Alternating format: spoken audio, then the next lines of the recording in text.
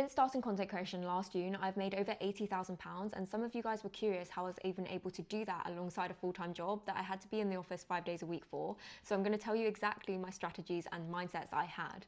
Number one is I would interweave it into my day. I would do vlogs or what I spent in a day, and I would just film little parts of my days. I did not care if I looked like an influencer, like I was getting something out of it. I understand if you work in a very strict corporate workspace, then this wouldn't be appropriate, but for me, I didn't really find an issue with this. Number two, the timings for my 9 to 5, I asked them, can I do flexi working hours? So I did 8:30 to 4:30. So I'm a natural early bird, so I'd rather wake up early, but also if you think about it, most of the morning you're getting ready for work, you don't really have time to do much else. So of course I'd do some filming in that time, but I'd rather get home early. So like in the summer, I'd get home at 5, and then I'd be able to film loads of stuff for like 2 hours. I edited in my free time on my commute, and I'd edit when it was dark. So I'd use the light hours for filming time, and then in the dark I would do my editing, or if I was traveling. A lot of people are going to be surprised by this, but I make every single video a minimum viable product. What do I mean by this? It doesn't mean that I'm lazy or I do the bare minimum, but I just know that there's no point editing a video for hours and hours and hours and putting like so much time and energy in it just for it to have a low return on investment.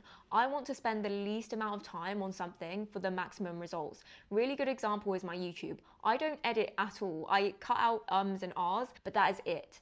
And I could still get 30k views on that. Any content that I do, I obviously want to make sure it's quality, I'm happy with it. But when you're making content at such a large volume, you don't have time to be precious about it. Work smart and not hard. Say you want to post 3 times in a day, not all of those times have to be a really well thought out video. You could do one video that's talking head like this, and the other 2, one of them could be a video of you typing at your desk, like 5 things that I did, and the third thing could be a carousel. I think the more time you spend learning copywriting and persuasive language is so much more beneficial than trying to make every single video a talking one. You can still be highly impactful with your words and through other formats where you don't always have to show up and film. Number 5, I'm probably gonna get a lot of hate for saying this, but a lot of people ask me, how were you able to do that and live a balanced life?